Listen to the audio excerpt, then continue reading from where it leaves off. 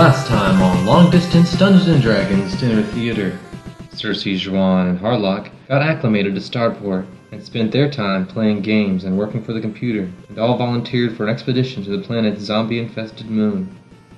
Back on their home planet, Alec had decided to leave the long line, waiting to enter White Castle, once again redecorate the former Donnie Dragonslayer outlet erected over his childhood home, this time making it a proper temple to his god. Once the temple was finished, his deity instructed him to stop a rocket launch from the city of Pont Vide. So Alec contacted Cersei for advice, and she expressed interest in exploring the void before returning from Starport. The group landed safely on the moon, found themselves surrounded by mountains made of zombie mutants, and Cersei proposed they bring some aboard their tiny, old, barely charged research vessel, and debated about how to go about doing so safely.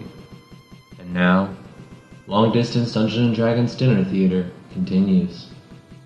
I'm going to cast a dimensional door. Okay. Alright, and I'm going to drop my power cable through the dimensional door. And I want to look through said door and cast Command Undead on the closest zombie, get him to grab it, pull his ass up through the dimensional door, and close it. I like it. So you're going to create a dimensional door out onto the moon with a zombie you can see through one of the windows. You have to be able to have a perception of where the area that you're doing. This will be like someone right outside. You're going to cast the other spell Enthrall on the zombie, which gets a will save, but zombies have shit for will. I rolled 12, that's maybe like +2, so you're fine. And you're going to command that zombie to grab this cord. Yep, and then you're going to yank that. Everyone else can help me haul his ass back in and close it up as quickly as possible. It will drain the battery of your last charge because it'll put a strain on the emotion or the environmental controls while this portal's open, because it still causes atmospheric disruption.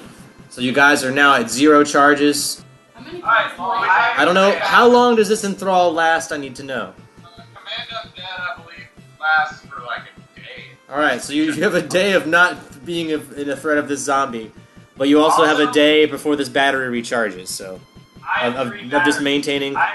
You can use some of those if you want. They have 10 charges. You can power some of the ship's things if you want to with that. What would you like to turn on? Do you want to plug in a battery with a cord? Yeah, let's charge this shit up real quick. Alright, what are you using your batteries for? How many charges are you using to do what? All of it to launch and get the fuck out. Alright, so you're using, it'll cost you, what I say, 18 charges? 18 charges to launch, so you're going to need 2 batteries. You're going to use 2 batteries. Sean, what do you want to do? The gravity's going to be kind of fucked up, so you guys are going to be floating around a little bit. Well, I got a 3rd battery, and Will has 3 more. If you have some charges, you may plug in a battery to the ship and also contribute. Yeah, I don't know how. I mean, you've already launched the ship, so you're launching off the moon with your one zombie. Wait, we haven't launched anything yet. Oh, you haven't? I have not submitted my charges to this endeavor. I mean, Morgan did, though. How many charges do I need to give? Like, what are we just need... Like, Morgan pushed it. I mean, I guess I have to roll if the captain would want to do that. Yeah, I think he's down to leave. He never said he did that. He said he wanted to. Okay. If that's what you say, he said. Kinda did. I'll let you guys fully plan. Go for it. Launch us the fuck off. Blast off. I cast sleep on Patrick. I was pretty sure he was like, let's get the fuck out of here. Probably after I already hit that launch button. Like going for the red button. I mean, how many zombies do you want to take with you? Do you want more than one zombie? You don't want to hang out on Zombie Island? I mean, Command Undead lasts for 1 day per level. So I got it for 11 days, unless you go by caster level, which is still 6 days. Oh, you have to also roll a percentage. I mean, I already let it work, but you're on the zombie moon. Your power is fine, really. I should make you roll, but you're on zombie moon. Where else is Urgathoa's power going to be strongest other than zombie moon? Always. She loves zombie moon. I didn't think we were leaving yet. There's still more we can do here, guys. We can just wait a day for the batteries to fucking recharge and leave without having to use our own charges. Or the 8 million zombies. Can we just use a few charges to like turn on the light and get the air flowing and stuff again? Like, how many charges would that be to make the ship? I mean, 4 charges for environmental controls that you guys are comfortable for the day. All right. Well, I'll give 4. All right, you'll plug a battery in and get 4 charges to get the air. Then one more charge if you want light. So 5 total if you want light. Okay.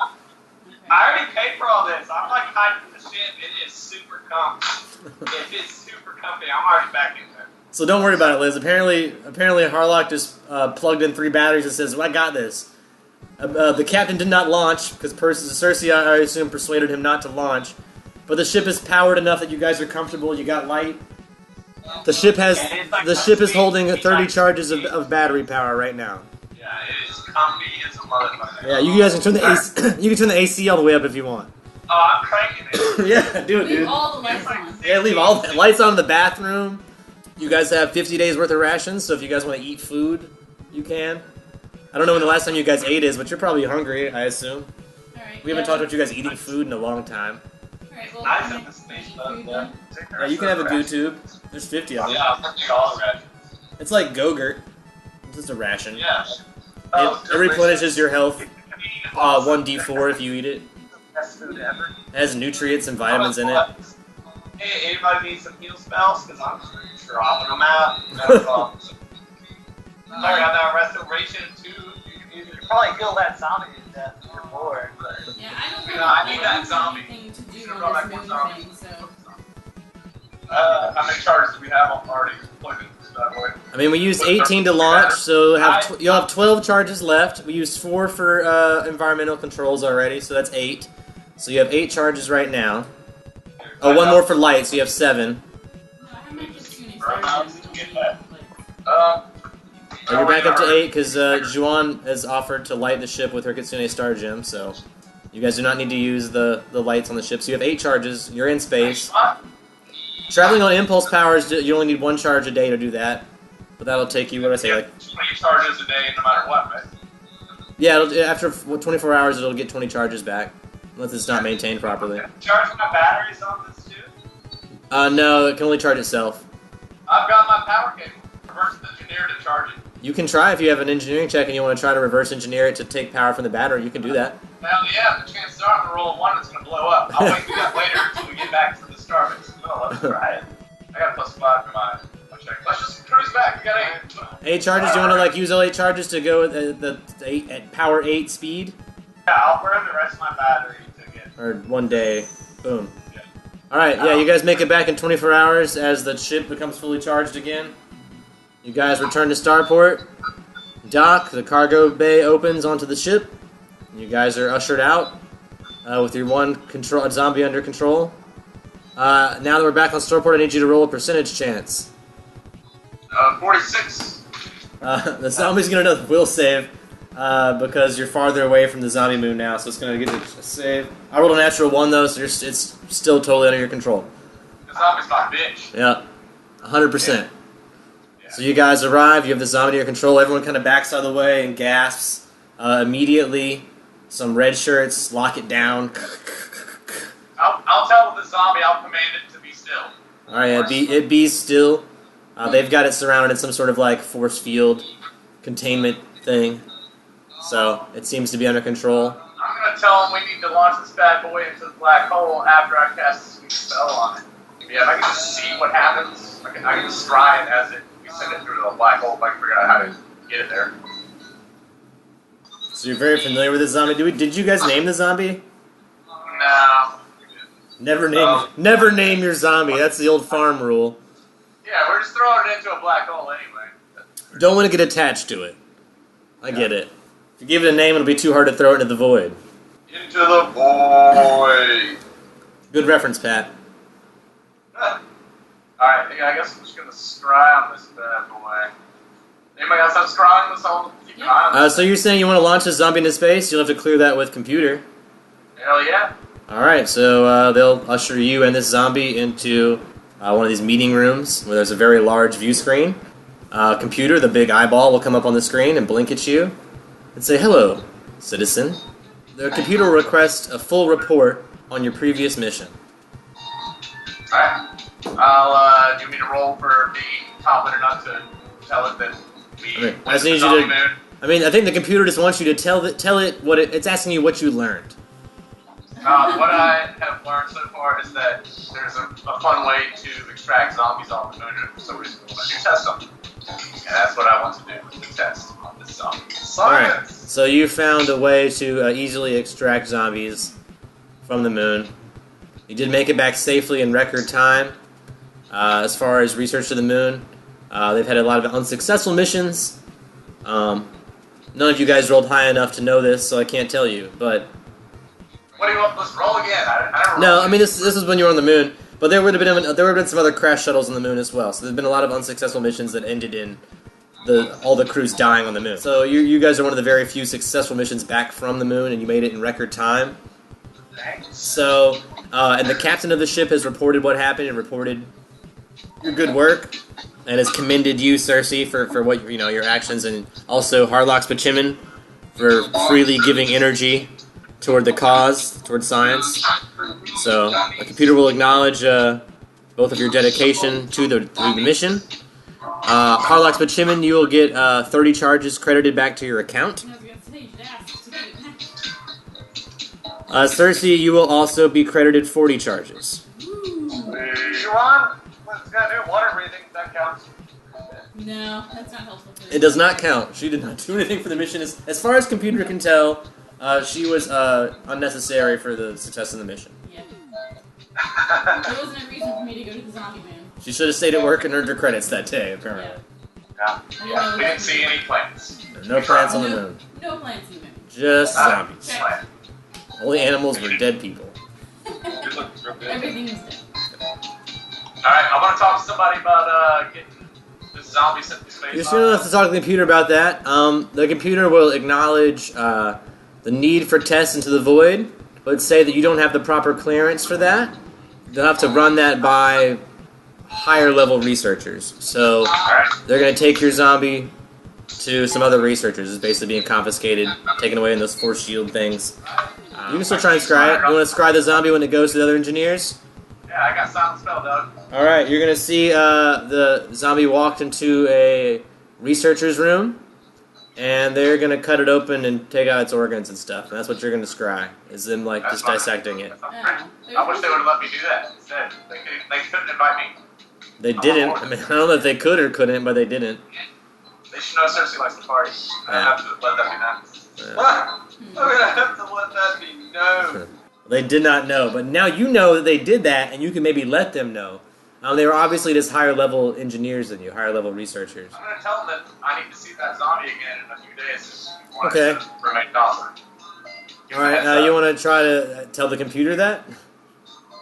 Yeah. It says, request denied. Smart on report, man. What a ruthless computer. Yeah, computers are dicks, dude. So you will leave your Sun Wukong temple, kiss all your monkeys goodbye. Yeah, I guess. Every single one of them, yeah. It takes you 3 days, but you kiss every monkey goodbye and thank them for hanging out in your little hut.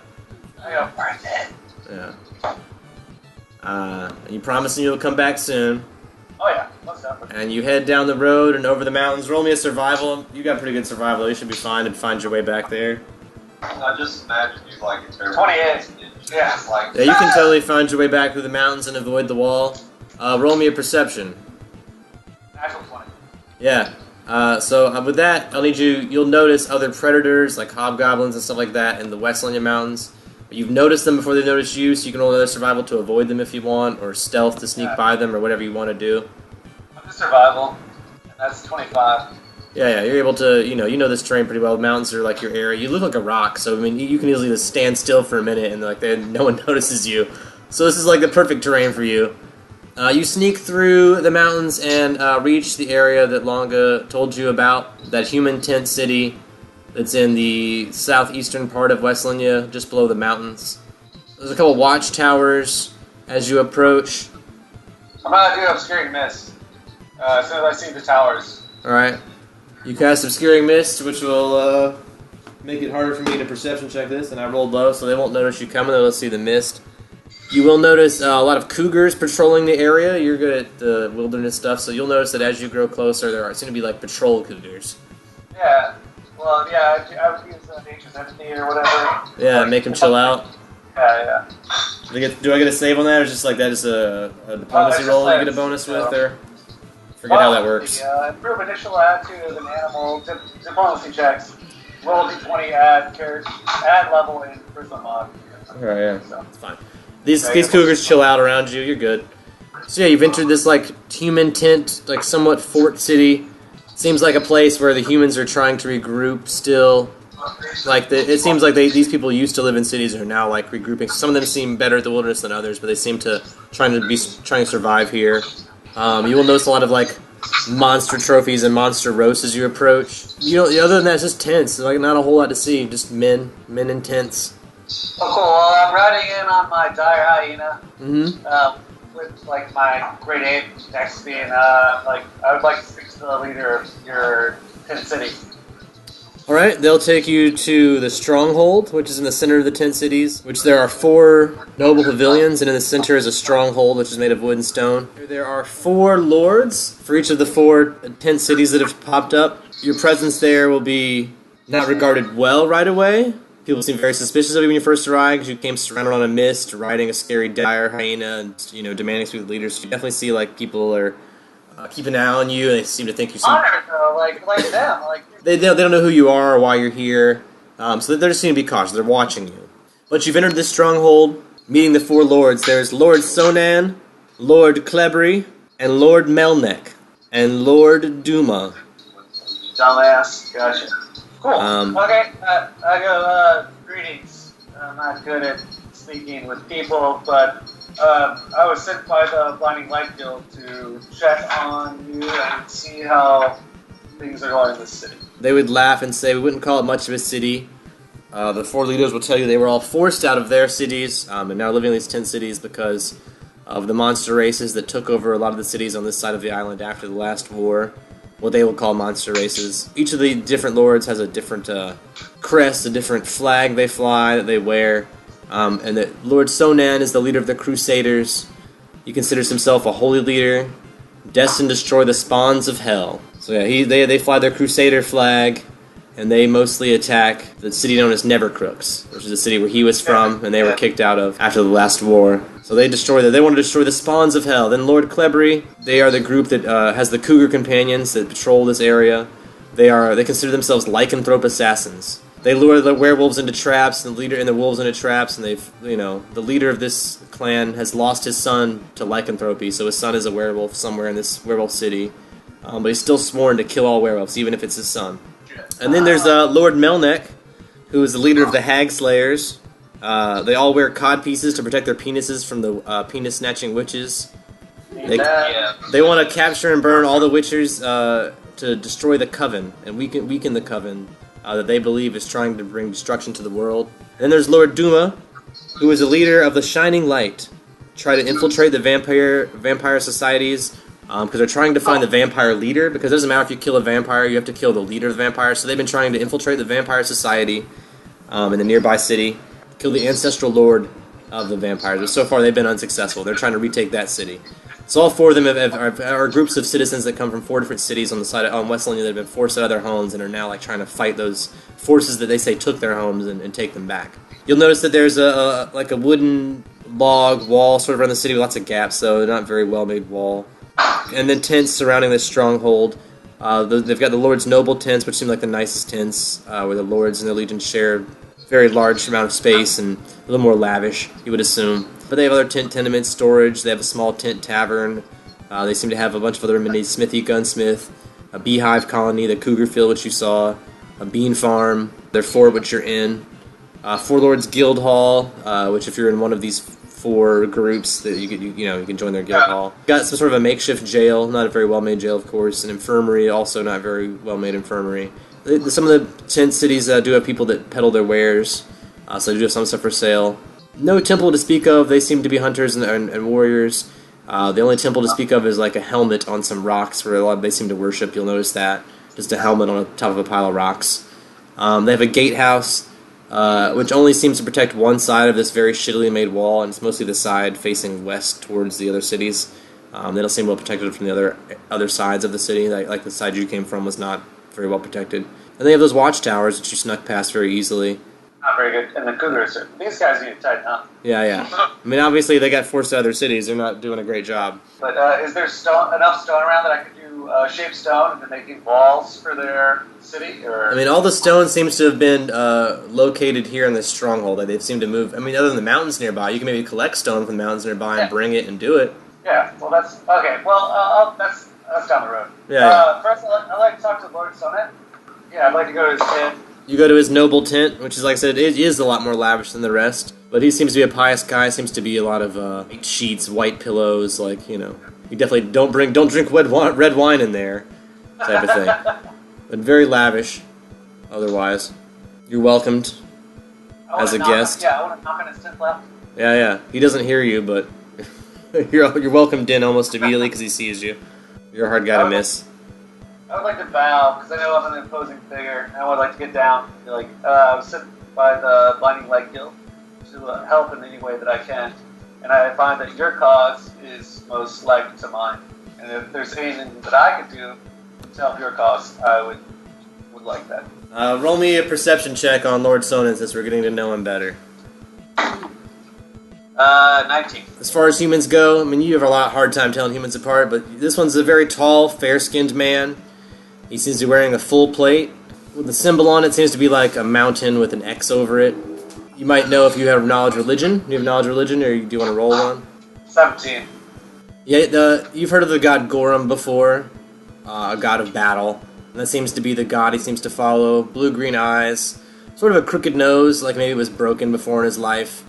Seems like a very loud guy, animated fellow, and he seems very excited to see you, and he welcomes you, and when you bow, he laughs, and he tells you to stand up, and he says, I know people here in town may have been looking at you strangely, but he says, a lot of these strange races have done us harm in the past, and they just are a little afraid of folks that are different than them. He says, but I know you were sent by the Blinding Light Guild, and you're here to help us. And I praise Lord Gorum that you've come. You seem like a mighty warrior, and I'm sure you could slay some of the demons and their kin.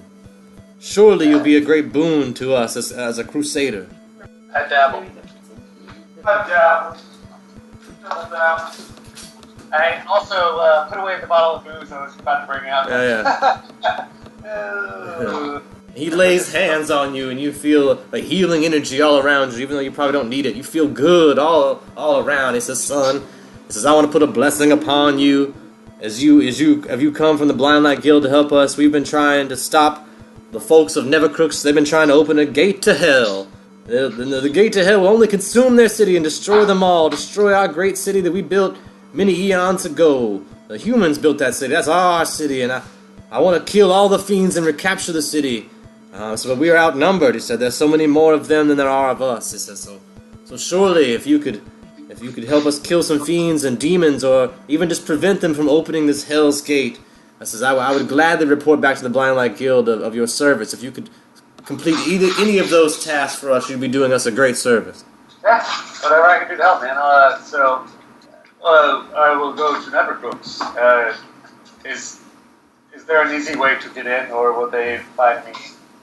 Oh, the city of Nevercrooks is a strange beast. It seems men are able to come and go as they please. He says, but be careful not to be tempted. There are many crooked lawyers and politicians there, bureaucrats. It says they run their city very efficiently, very legally, but there's lots of dirty deeds that go on.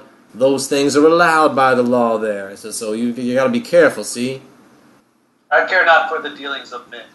He wishes you luck. He wants to give you a blessing before you go. He will give you a potion of haste. He says, in case you need to make a hasty retreat. He says, it's always better to live to fight another day than to succumb to the power of a demon. I will take it. Alright, so Vortiga, all of your good friends have went on some kind of good mission which you felt was lame. And Pleek's kind of keeping to herself in her room. And you decide, since you want to be now that everyone else is leaving, you're like, well, this is my opportunity to prove that I could get the Black Crystal. You've touched a crystal, you now know about this mission, you feel like the rewards you've been doing this HBI stuff for a while, you've been making some money, but you feel like, the way it seems is this Black Crystal thing seems like a great, powerful tool. You come from a tribe of hobgoblins. If you ever wanted to run an army or have a war, which you would love, or get your god Rovagug to rise from hell or whatever, this seems like a great way to gain that power. So you right away say, I'm going to go off on my own and do some evil shit there. That's all they said to you. Remember at the HBI they said, this is your chance to reality show, go do some evil stuff out in the world and tell us about it, and then we'll judge who's the most evil. So you've decided just to go do some evil shit. So I'm in the inn at dirt. First I will roll percentage die to see if the deck of anything is there. Roll perception, I roll percentage. Okay. 13. You don't see her. Okay.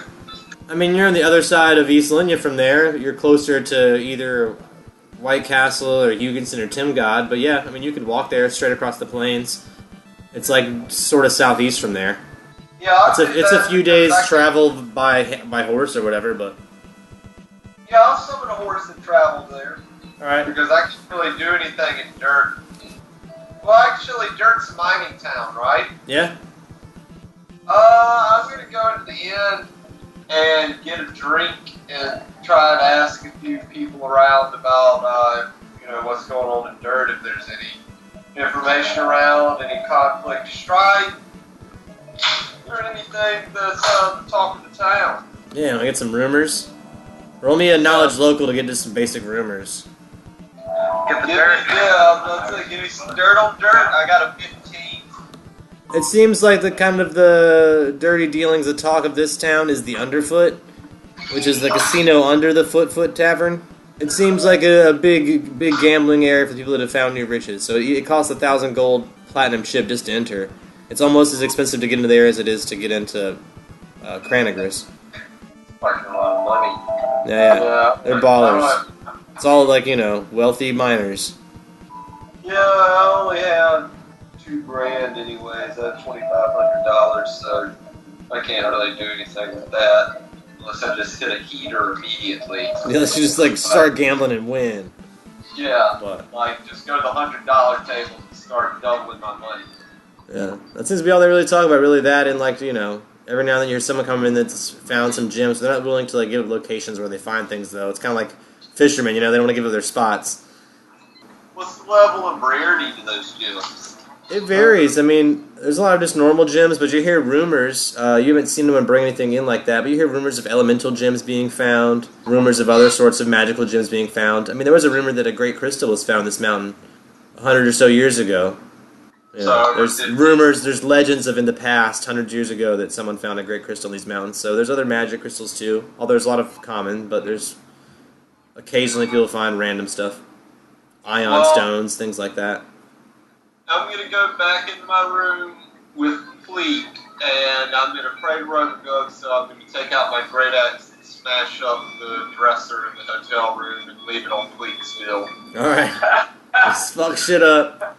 I get it. And I'm going to pray to my God so I can talk to Robogug. Yeah, Robogug blesses you for smashing things as always. I'm going to ask Robogug, what level of debauchery can I find and achieve in this area? What is my path in this area of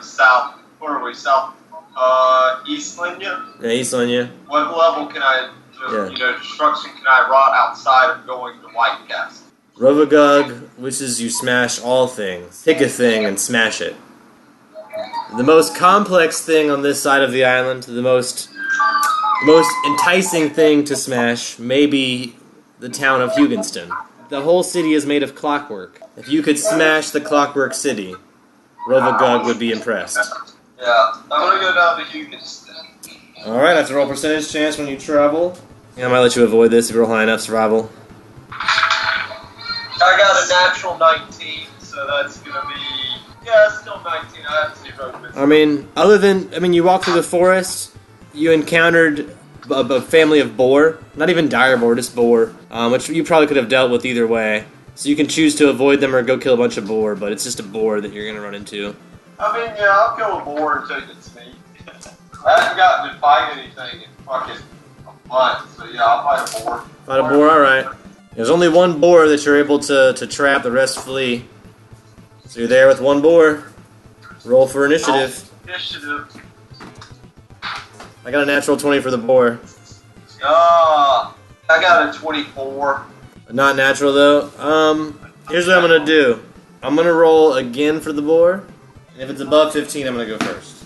It's an 18, so the boar's gonna get an attack on you before you get attack on it, but it's a boar. It'll be fine. Yeah. 17 versus your AC. My AC is a 21. Yeah, this board's not gonna ever hit you. So yeah, let's roll another 20. Yeah. Yeah. I'm going to attack it with my great axe to Robogug, and Since that's my weapon of broken, I gotta like chant as I smash into it with my great axe. Yeah, this is a ritual sacrifice. I like it. You're smashing this pig. Yeah, that's only gonna be a 9. 9 is a miss. Yeah. So it charges past you, and you swing and you miss, so then it runs past you. It's gonna try to hit you again. I rolled a natural 20, so that's a 21. Wow. Just enough to hit. I'll give you a reflex save. Sure, I'll take a reflex save. I only got a 3. So, Yeah, it's only gonna be a fucking 5. So that's gonna be 6 damage from boar tusks. It's gonna gore you. So that's gonna be a 12. 12 is a miss. I rolled a 6, which plus my BAB is only 7. It's not enough to hit. Not enough to hit.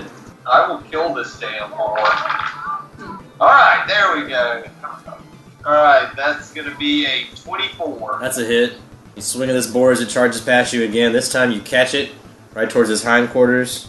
So 12 damage. Of course, I rolled only 11, so it misses. It's bleeding and squealing. It's also running away from you as it tried to gore you, so you're gonna have to chase after it. But that's part of your move, so it'll be fine. Alright, I got a 23. That's a hit.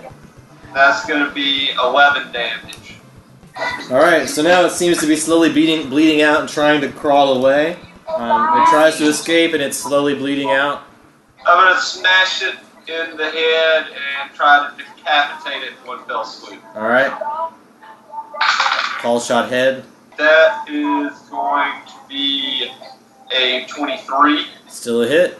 And that's gonna be 10 damage. No. Alright, so you've chopped almost all the way through this boar's head. It's still squealing alive and it's hanging on, but like it can't believe this thing's still alive. But it seems to almost be dead. I'm going to let it have its turn. On its turn, it's going to bleed out and die. Okay. I say, praise be to Robogog, endless maul of all death and destruction.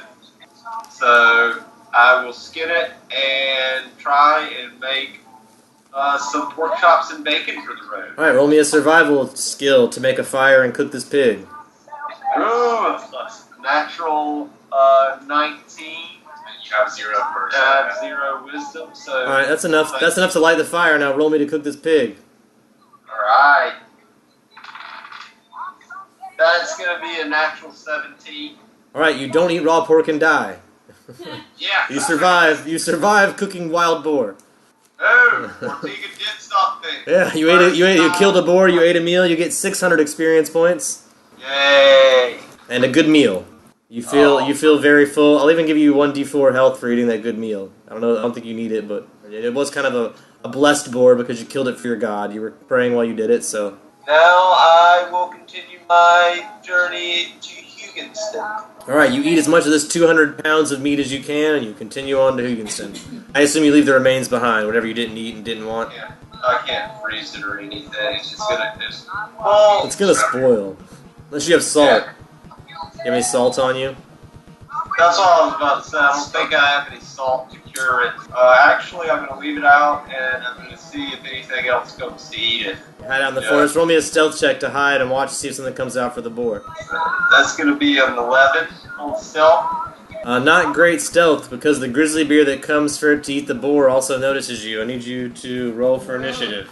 I'm going to make a fucking coat out of it. Oh, not that way. Yeah, that's only going to be an 8. 5 plus 3. I got an 8 also, so we tied. But since you're human, I'll let you go first. So the bear's not charging you, but you definitely notice that it notices you. It might see you as competition for its food, even though you already ate.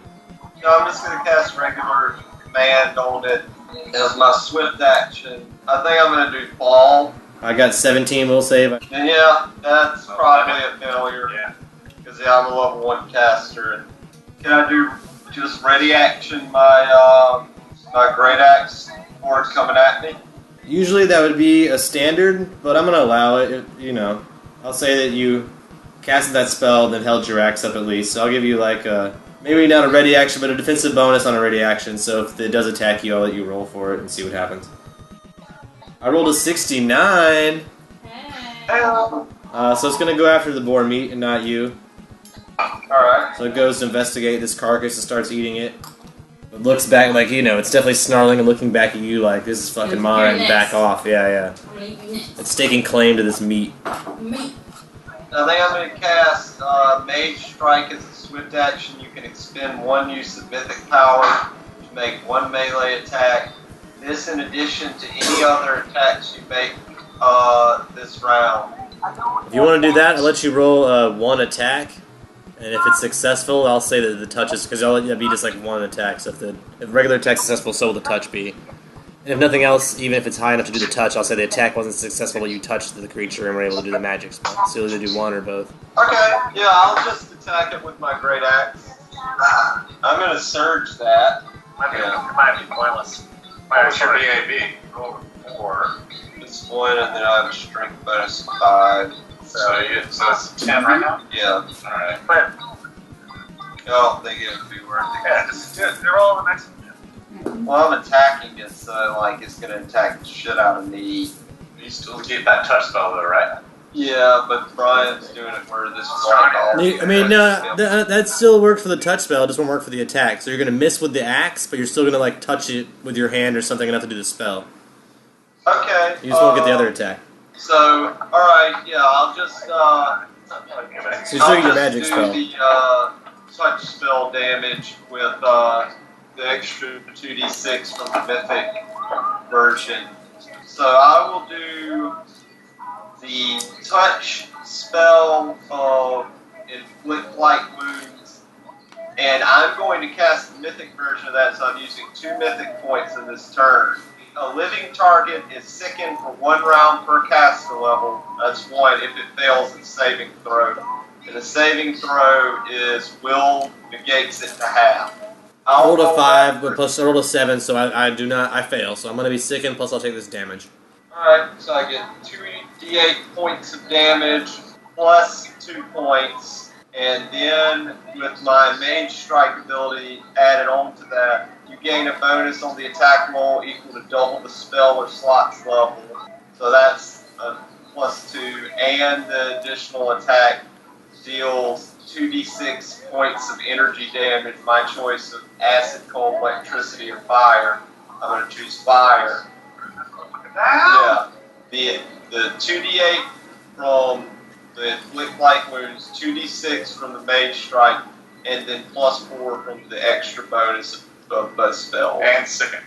And sickened and For fine. 1 round, yeah. So that's 8 points on the Inflict Light Wounds. That's 10 from the Inflict Light Wounds spell alone. And now the Mage Strike, that's going to be 6 points of fire damage, plus another 2, so that's going to be 18 damage points total. Pretty solid. Would he have any negative effects to his AC or anything right now? I mean, he's sickened, so he's basically flat-footed. Yeah, I'm going to cast on myself Enlarge Person because I have Strength Domain, so that's going to increase myself to Large from medium.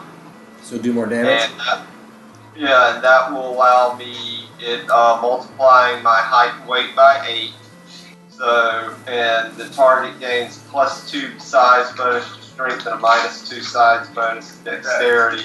So that'll knock my AC down to 20. Yeah, I'm just gonna chill then and let him take his turn because I can't really do anything. I'll move back 40 feet since I have the plus 10 on my movement speed. Yeah. Side. So you come up, swing at the thing, make yourself bigger, and then run away, or it vomits. It just narrowly misses your feet when you run away. Yeah. I rolled a natural 20. God damn it. So it's gonna chase after you to chase you out of its territory, and that you attacked it while it was eating. That's gonna be 11, and I need to know your CMD. My CMD is 21. And I successfully grapple you also, so you take 11 damage and you're grappled by this bear. Perfect. You're in a big bear hug.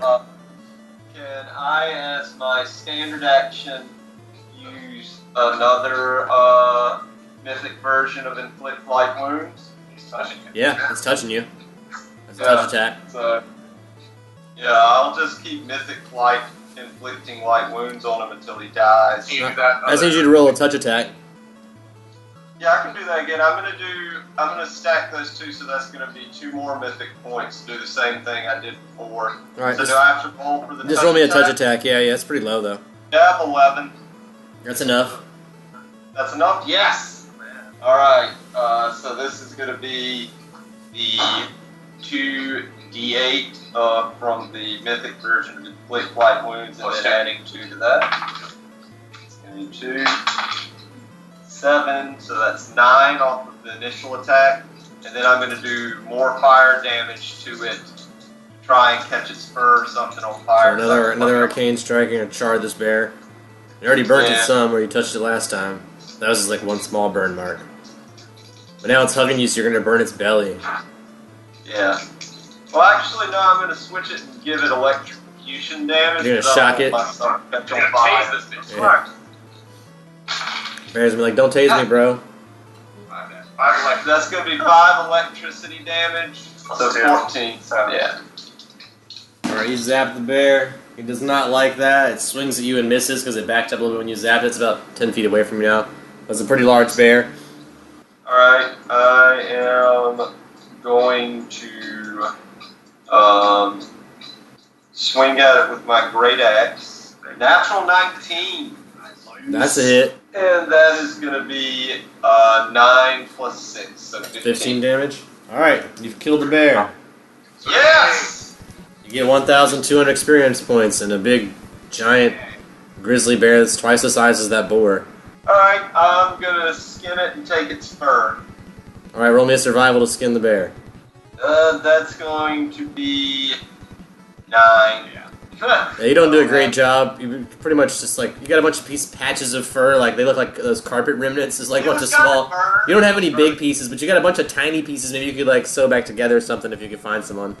It's kind of bloody, and you didn't do a great job of disconnecting all the meaty tissue from it. But you've got some fur, sort of, you can put in your bag. And I'll say that you only hacked up half of the bear, and then I'll let you re-roll this for the other half of the bear once you realize you're not doing a good job. That's gonna be another. That's gonna be 10. Alright, yeah, so you don't do any better of a job with the short sword. By this time, you've already fucked up the other half of the bear, and you're just like cutting the feet part off, and it's not any better with the sword than it was with the axe, I'm really. just gonna chop off the head of the bear and put it on a branch on a tree so that everyone knows shit went down. Alright, you put this bear head on the tree, like staring down at the dead boar body. Yeah. And then its dead carcass is still over on there on the ground with all its fur removed. And Very I haphazardly. pray to God and say, praise be the Rovergug after my battle, and then I go up and You left a pretty gnarly scene behind you, so whoever travels there next and sees that will definitely know someone that's fucked up passed through here. Yeah, I will now go to Hugenston. Alright, you travel down to Hugenston. You arrive outside of the Hugenston Wall. Perception check. Yep. Natural 20. Alright, so at first you think the city's really far away, but then you walk up to it and you realize the city's just like small. All the doors seem to be gnome size, it seems to be very small, but the walls seem to be made of some sort of complicated moving parts, clockworks and moving gears and moving pieces of metal. There seems to only be one entrance, like it seems to only be opened by a key. Can you read gnome? I cannot, but I think I have comprehend language. Let me check. Yeah, check it out. Let me know. Because it's written in gnome, something around this keyhole. Yeah, I'll cast comprehend language. Alright, you cast comprehend language and you are able to read the word citizen's key to enter. Let me roll perception to see if anyone's walking around, since you said it's small. And I know Cleek. I want to kind of search the area and Yeah, roll me a perception check. see if I see any gnomes roaming. I'm looking for the Roman gnome. 14. You don't see any gnomes nearby. Like I said, the city seems to be maintaining itself. There seems to be this locked door. You can sort of see a clock tower protruding from the center of the city, like over this great moving wall with complicated moving parts. But other than that, not much else. You see the tall clock tower and these moving walls and this keyhole door. I knock on the keyhole door. How long do you intend to knock? And Vortiga's a hobgoblin. She's going to knock until somebody answers. I have to roll 7 times. You're going to wait at least 7 days, apparently. First day, nothing happens. Second day, nothing happens. Third day, nothing happens. Day, nothing happens. Day, nothing happens. Sixth day, nothing happens. Seventh day, the town is attacked by a Jabberwock. What the hell is that? Oh, come on, you've been to the HBI. You read the manual about the Jabberwock. This is more like a dragon with a long neck and terrible claws that shrieks and babbles and thrashes in a very violent manner. It's a huge... Its size is huge. Yeah, it's like huge. It's giant. It's about 35 feet tall, about 8,000 pounds, a legendary creature. A subject of poetry, song, and myth, something you would have ever heard about as a child from your mammy. She used to tell you stories about the Jabberwock that apparently used to attack from the south. That's a legend of just your childhood days. You never knew about it was real. But you're now seeing this thing that your mammy described. 8,000 pounds up in the air, flying straight for this city. Oh dear God, it looks awful. Yeah, it seems to be definitely intent upon spreading destruction and ruin upon the city. You see it laying waste the city, destroying everything in sight, tearing the walls, breathing fire, killing all the people inside. You hear the screams of 1,000 gnomes as it flies in the city and just rips it to shreds. You witness all this from outside and still unable to get through the wall and go inside from where you are.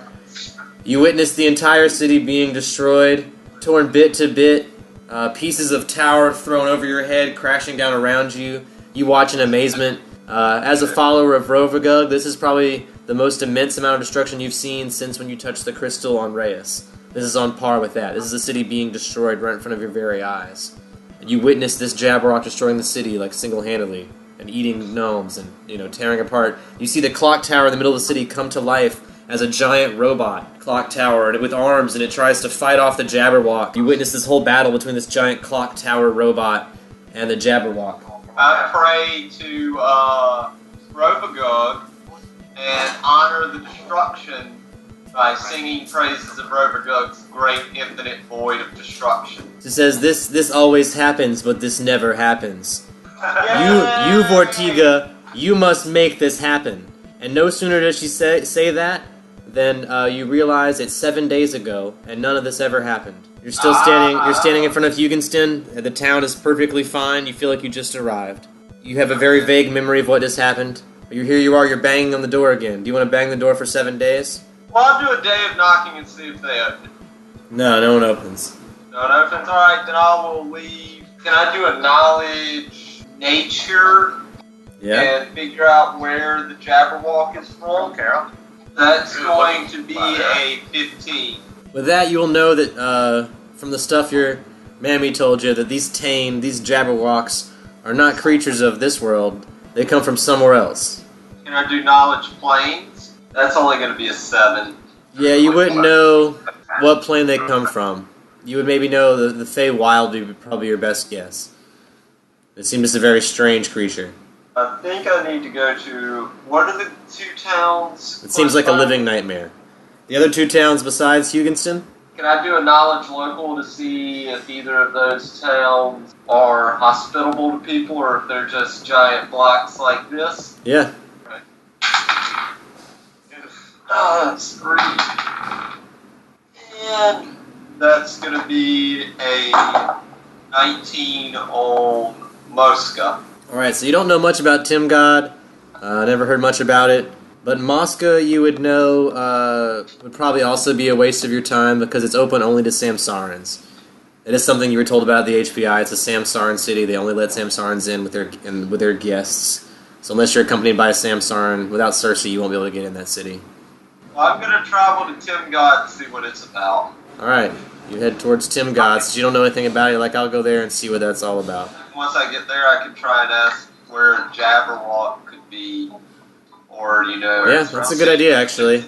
With any knowledge of planes, because all that's in dirt, unless there's a plane entrance, like one of those schisms, like into the wormhole. I'm gonna say Rovagug tells you it's a good idea to go to Timgod.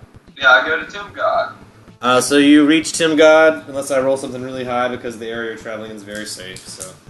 I rolled a 95, though, so let's see what is in this area. 1 second. Oh, it's stuff you can avoid if you want to. Just to, some rabbits and shit. Do you want to kill some rabbits? No, Let them be. Do I get to do my health roll for, since it's been a day? Did you sleep? I mean, yeah, I gotta take a nap somewhere, and I mean, I Where did you sleep and when is all I need to know, and then yeah. I slept in front of the building place when it was the day of knocking was done. Okay, I'll allow it, yeah. It's going to be a 6. Yeah, I'll heal myself and do 2 channel positive energies. Yeah, I'm gonna head to 10th God by horse, and you had the 95%, and I'm just not gonna attack. It's just fucking just rabbits and shit. You don't care. You see them, but they don't. You know, you see a lot of them. There's just a shit ton of rabbits, dude. Like it seems like someone was breeding rabbits in this town because as soon as you get near this town, there's just like a zillion rabbits. Whenever you reach the city, you realize it's what looks like a large university. If you've ever seen anything like a college before, I think you're kind of familiar with that. But it seems to be a large university with a large library, lots of students and faculty, some sort of research facility, a coffee bar, a huge temple university. So if you're looking for knowledge, it seems like you came to the right place. Yeah, I don't know if Ortega would have seen a college because she was in one of those tribes that I think shoved rocks down people's throats. Yeah. So maybe this is your first time on an academic. I mean, did you go to Galbraith though? I can't remember if you ever landed in Galbraith. That was also. Because that was a college town, too. I don't think Ortega went to Galbraith. What's their mascot? A rabbit? Here? Yeah. Probably no. Were those rabbits Monty Python level rabbits? Yeah, don't touch them, they might bite you. I'll go in the city, or the university, and try and find the library. They seem to treat knowledge as religion as something sacred, and only dedicated learners have access to the library. That's what they say whenever you approach the library, that only dedicated learners may gain access to the library. You can pay tuition and join the university, and then maybe gain access to the library if you can prove you're a dedicated learner. I'm going to roll a diplomacy and try and give a Bernie level speech about free college. Scholarships. A lot of hand movement. You're gonna try to get a hobgoblin scholarship. Here's what I want you to do: roll me a diplomacy check and tell me like how you grew up and had a hard life. Tell me some stories about your past. I grew up in Hobgoblin, Brooklyn, and affirmative action. I'm gonna search this because you took an essay writing class at tech school at Hobgoblin Tech. That's gonna be a 19 diplomacy with that 2 mythic point surge. I'm gonna talk about my upbringing in the mountains of Lower East Linya, just the terrible destruction that I witnessed before my eyes, not having a real parental role model in my family, not having good influences growing up, having no a bunch of dick brothers, where I was, so I had no extracurriculars, but to sit around and do terrible acts potentially. But I wanted to come and change my ways and become a learned hobgoblin. I like it. You're pitching. You're going to change your ways and become a learned hobgoblin. They're going to like that pitch. There are a lot of hand motions. They'll want to know that your minimum intelligence must be 10 or higher. What's your intelligence? My intelligence is 15. Oh, you're good. So you're intelligent enough to be allowed in the university. If you're willing to take the ethics pledge, you can join the university. What is this ethics pledge? Can I hear it beforehand? The ethics pledge is just, you promise you won't plagiarize or cheat or steal or lie or, take someone else's research and present it as your own. There's no mark that comes with this pledge, No mark. It's just a pledge. You sign this piece of paper that it says, I promise I'll be a good student. I promise to be a dedicated learner, to pledge a portion of my time to learning. They expect you to do stay here at the university and do some learning, but they also expect you to be able to take at least 6 months off after that to go on adventures and pen your memoirs or a self-help book or a children's book or a fantasy novel. They basically want you to learn and then go on adventure and then write a book that you can donate to the library. If you do that, they'll give you a private tour of the library. If you write a research book, something that requires you to need access to the books for some reason, you gain access to the library for the 6 months even while you're working, and you'll get help finding books on one knowledge skill, whatever knowledge you're pursuing. So a great reason to pursue knowledge is access to this great library. They'll talk a lot about the great library. Part of the pledge will also be to never steal books, to always return books on time. A lot of the same stuff you would expect at a school.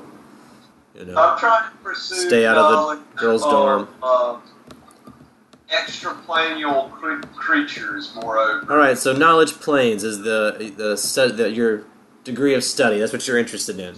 So you're going to sign up at the university for 6 months to do a study on planes. Yeah. Sure. Bang at least one of your professors. Do some I'm stuff. trying to get this thing done in the week. Well, here's what's going to happen. They're going to give you a library card since you've signed up for the university. They've worked out a loan system for you for your tuition. They've offered to waive most of it. You only have to pay 2,000 gold now for this 6 months of education. But you can pay that in installments over any period of time. You've signed a loan agreement, I assume, because you're trying to get this knowledge. But with your library card they've given you now, you get basic access to the library. But doing poorly, getting bad grades at university, not doing well in your studies will get you kicked out of the city, and you'll lose access to the library. If you're not a dedicated learner, if you're not in good standing, you will not be allowed in the city. But you've got 6 months now with a library card, and at the end of the 6 months, you'll get a +1 on knowledge planes. But you can do stuff for 6 months. You can try to speed this up, whatever you like to do. But well, right now I want to go into the library and try and find a book on creatures not of this plane. Yeah. All right, so you go into the library. It's a collection of all the great books and tomes of the world that have been collected over a very long period of time. It's almost labyrinthian in nature, so much so that I need you to roll a survival skill check to not get lost. Oh, damn it, I have this shitty survival skill. When you enter the library, you'll notice signs like, be quiet, library closes at 7 p.m., no food or drink, things like that. Lots of rules posted as you wander around this library. That's going to be a 12. Yeah, you get lost in the library, you're trying to find the section on planes, you ended up in the section on plants. You're like, I'm only one letter off, why can't I find the section on planes? But you find yourself lost in the section on plants.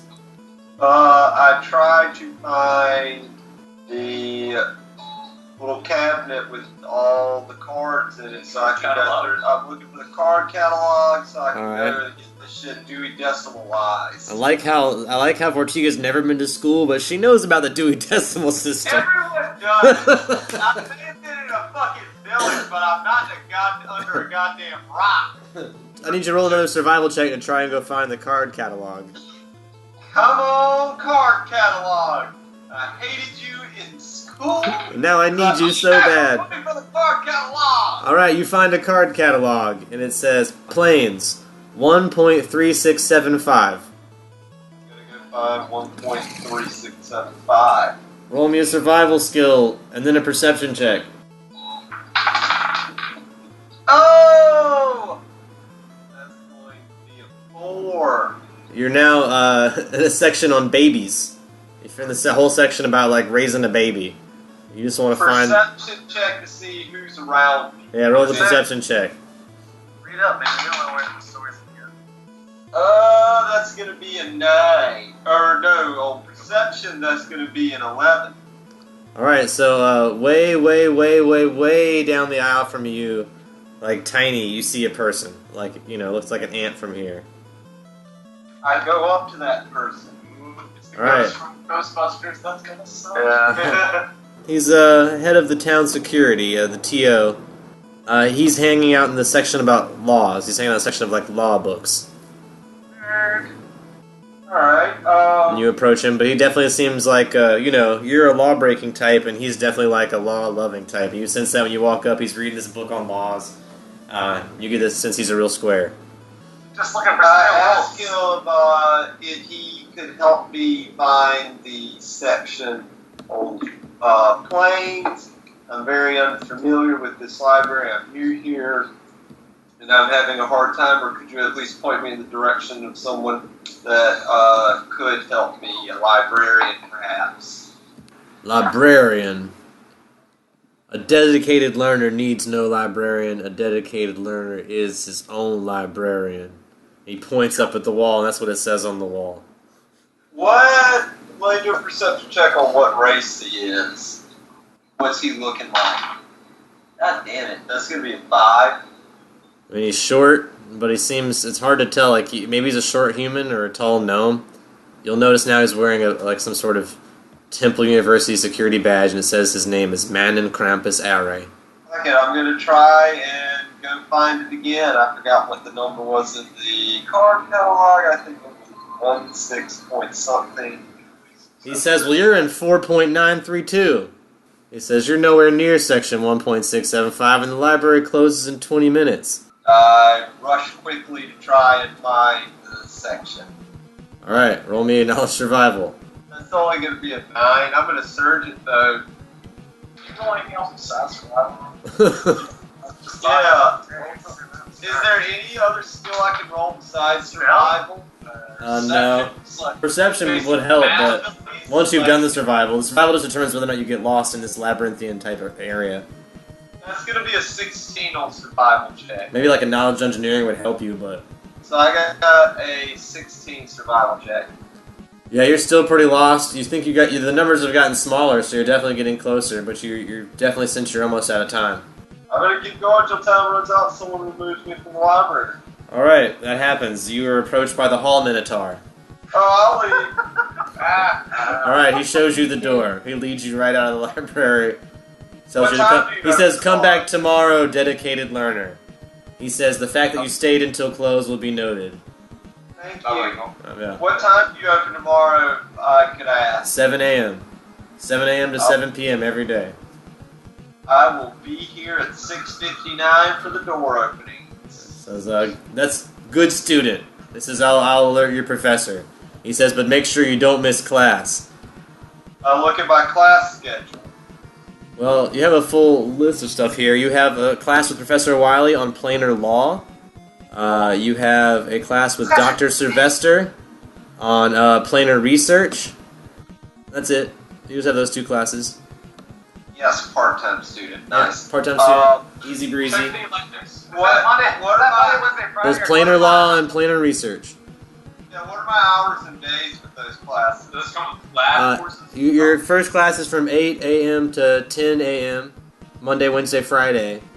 But your other class is a Tuesday, Thursday class, and it's 4 hours long. In the middle of the day, from 12 to 4. What day is it currently? Monday. Is there Adderall?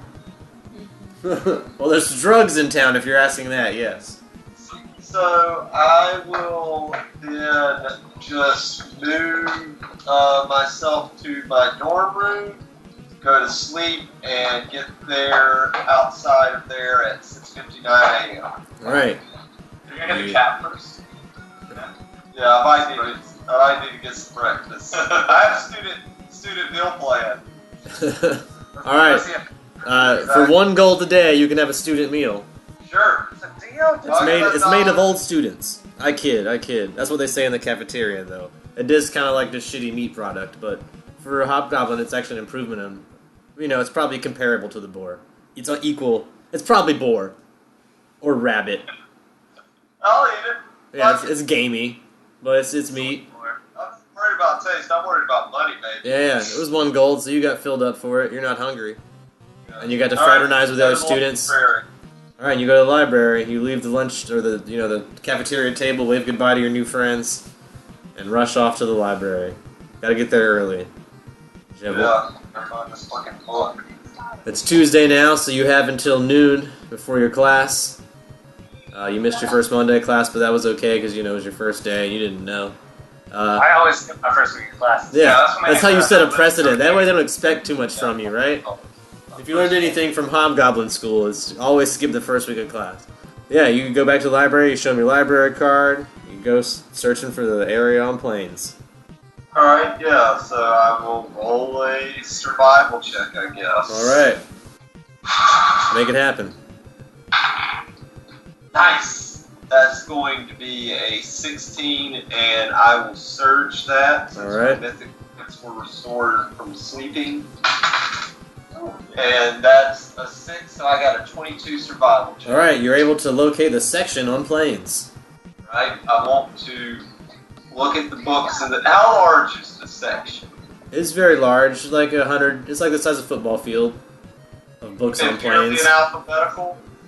No, they seem to be in this weird numerical system that you have a card with a number on it. They seem to be arranged in some sort of strange numerical order that you don't quite comprehend.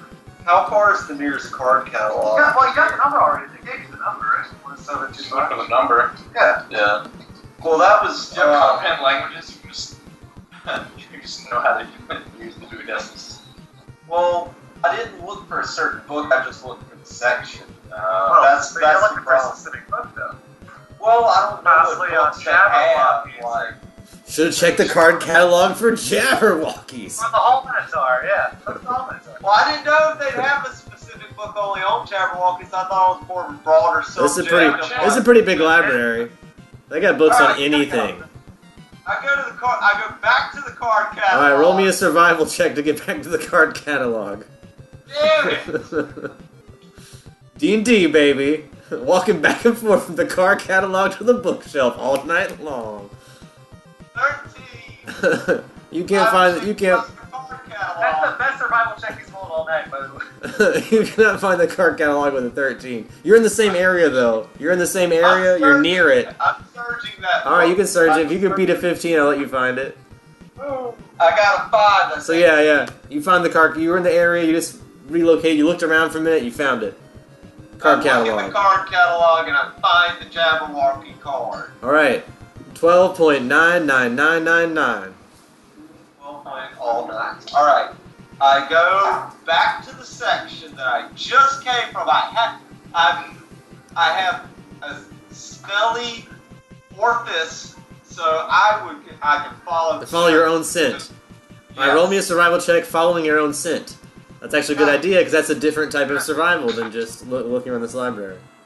I got a 9. I'm gonna search that. Can't even follow your own scent, dude. I'll let your own scent. I got. You're just so used to it by now. That's the first thing I got you a lose, you 15 know. total. All right, so you're just barely able to pick up the whiff of your rotten vagina. Yes.